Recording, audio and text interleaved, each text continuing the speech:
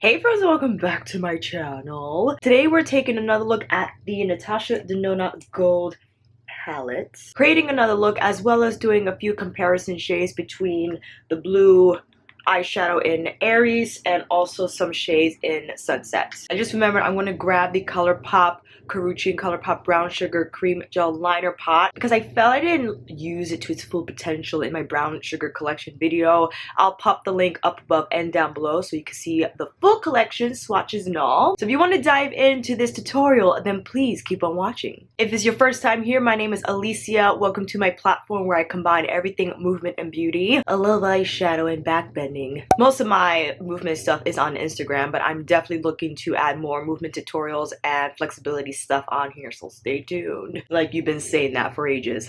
I know I need to get my life together. If you want to see my full-on review and swatch video of the gold palette, I'll also link that video up above and down below.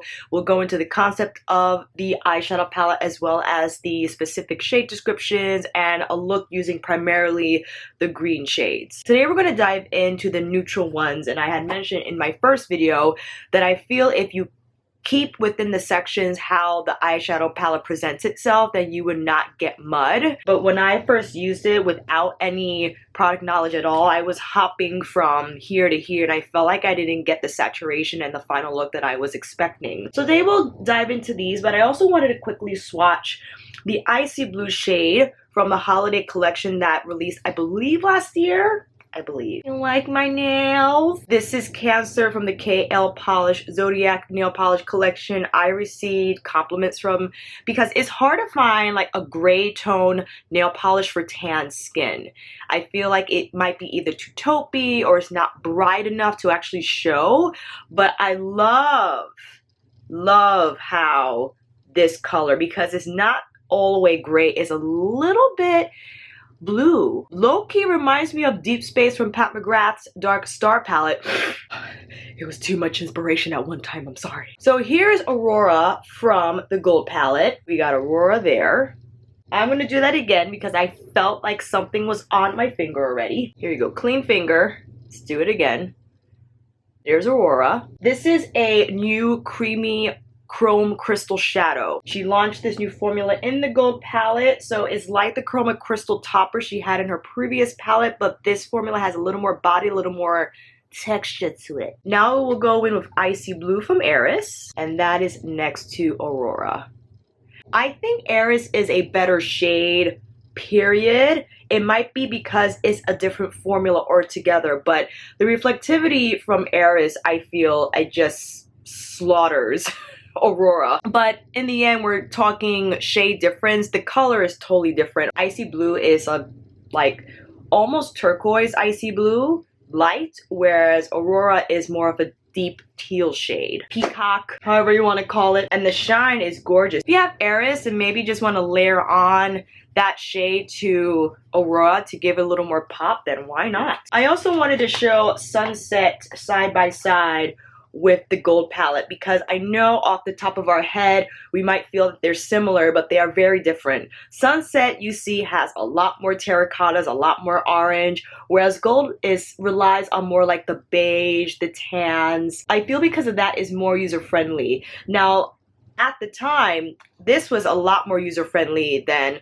several of her palettes. She has the quints, the 5-pan palettes, but this color story I felt people were more comfortable using because oranges, browns, and reds, you can't go wrong. I feel though this could really make an impactful eye look because you have a lot of those strong sun fiery shades that could look really intense during the day, and that's why I feel gold palette is just a lot softer because of the beige tones.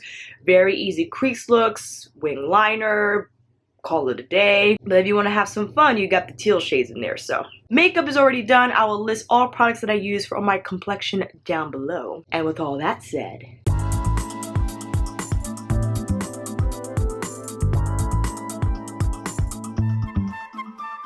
okay, Liz already prepped with the Born This Way Super Concealer from Too Faced. I feel like I need to apply a little more though. Just a touch. Oh god. Just a little more concealer. I want a nice base for these eyes.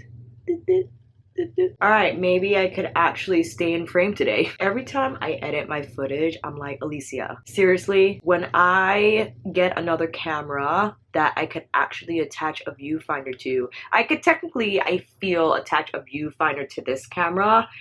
I have to figure out my setup because I don't know where I would put it. Looking at my setup now, I'll have to get another small bench to prop the viewfinder on, but it might be necessary because it's like every time I feel like I'm in frame, I edit the footage and I'm like, no, you're not. First up, we have Aria with my Wayne number 16. I'm gonna take that first into the crease. Aria is considered the transition shade out of the palette. It's strange, even though this overlay is perforated, it is like really tough to take off. So what I'm gonna do, I'm gonna use something else to hold up as my mirror because that's driving me nuts. Oh, that's better. I think this is a gorgeous shade, and between this and Sandstone, which is the other transition shade in the palette, this appears a little more pinky where Sandstone is a touch warmer. Making sure I'm building this up nice and neat.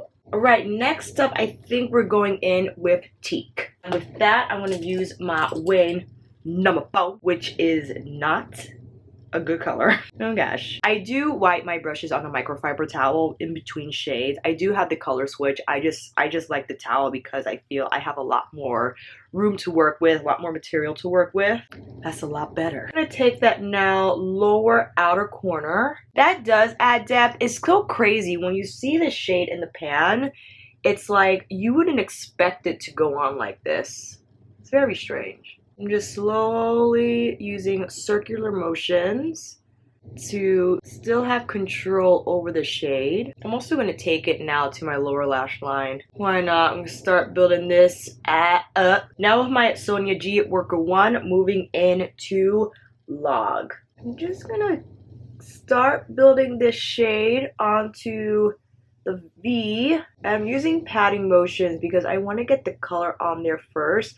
But I also found with Natasha Denona mattes, sometimes you just need to pat it down and it kind of just blends by itself. It goes woof, woof. And I try not to over manipulate the shadow. And I use the brush shape to help pull it out a little bit more to emphasize the V shape. Looking good. I don't know if I'm going to do like traditional or halo because I want to use the cream gel liner in Rum, but I want it to show, so I'm not too sure. I don't know. Trying to be careful because I think I went a little too high, got a little crazy. Going in with my number 4 and brushing in. I don't want to go back and forth because I'm trying to blend down that shade a little bit better. I'm trying to work it into the crease a little better. Alright, that's looking good. I like how that's doing so far. Taking the same Worker 1, but putting Log on the outer third. If you want a more concentrated placement of color or not as smoky, then definitely go in with the smaller brush. Right, like that. I decided Worker... Excuse me, I'm so close to the street that I feel that's why the car sounds just are amplified every time I film, like when they come by. It's insane. Like, oh, seriously. I'm using patting motions to carve out the defining shade so it doesn't get too crazy, but I feel like it already is, so whatever. Using my number 4 to refine the edges. Back with my number 16. What is this? What is that? No. Going back with Aria to kind of help fix that. But I don't know if that made that worse, so we're getting smoky, friends. Whoop! Now what I want to go in with, I think I want to add Varus and then top it off with Kava and then put, what is this shade? Aurum on the inner corner. I'm actually going to use a Natasha Denona brush. This is her number 10. Excuse me, which I find she uses a lot in her tutorials. She has her store here at NYC, and I just wanted to pop in and just get the full-on Natasha Denona experience. We got a lot of makeup, man. So you use her number 10 with Varus. If this doesn't work out, then I'll just use my finger. I'm gonna pat it onto the center. Ooh, that's a pretty shade. On top of Log, it really gives a beautiful smoky effect. And might I add, during applying the matte shades, no fallout. Sonia G Brushes, man, they are it. Just so you can see, going in with a finger. It does, you know, I think this brush packs it on pretty well, but if you wanted a more impact, then yeah, sure, use your finger. All right, nice. Before I go in with Kava, the topper shade, I now want to use the gel pot liner from Colourpop. This is in the shade Rum, and it is a gorgeous like bronze shade. Or do I want to do, because there's a shade called Nut that's lighter. Ooh, do I want to do that? Is it in here? Let's see. You know what? I think we're going to use Nut. This is like the coppery shade. I'm going to use my Smith 203, which is one of my favorite wing liner brushes because it's so short and densely packed that it doesn't allow the bristles to separate while you're applying the liner. I'm putting it on the back of my hand to warm it up a bit to smooth it out. All right, wish me luck. I'm going to do like this. I'm going to bring it back in. I know this is a totally different color story than what we got going on the lid, but I felt if I applied Rum on Log, you wouldn't be able to see it. Maybe I could just do both of them. So I'm going to use Rum on top of Varus so you can see that run over the shadow.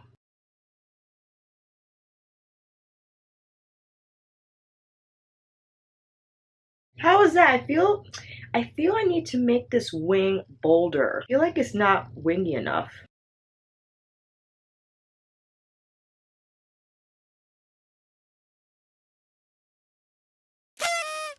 Does that look a little better? I think we need more wing. Because when it comes to these colors, like, it has to be a lot bolder, I feel, than you would treat a black color.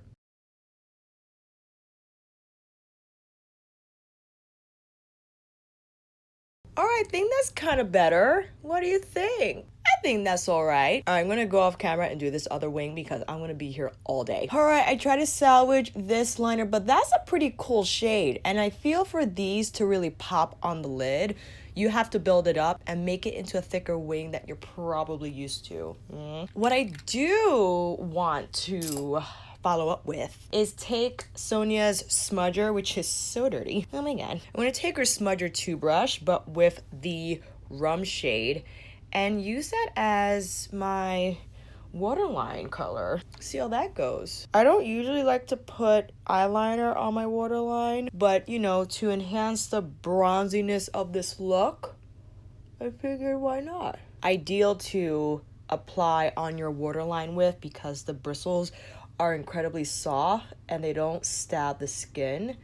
So if you have very sensitive eyes, then this brush is ideal. Oh, I hate that it's so, and I hate that I'm not in focus. I hate that it's so gray outside because it just makes me look so cool on camera. It's like, ugh. I wish my blush wasn't so pink. I think I kind of jumped the gun as to not anticipating how my eye look was gonna turn. It just seems a little clashy to me, and I feel like I look so wide. Oh my god, so many issues. All right, let's curl these lashes. Ooh, before we put mascara on, I want to go in with Kava, but just to like the base, a little touch of it. So it's gonna be this shade here. Actually gonna use Builder 1 because she originally, Sonia that is, she created this brush to apply like the lightest application of shimmer, and that's what I need. Just right there to add a little bit of brightness. I know it's hard to see, but I don't want it to be crazy. All right, now we're gonna go in with mascara. I think I bought a dud. This wand gets so goopy. Like, I don't know what it is. Maybe today is gonna be better. Here, let's see. Oh, that's a lot better.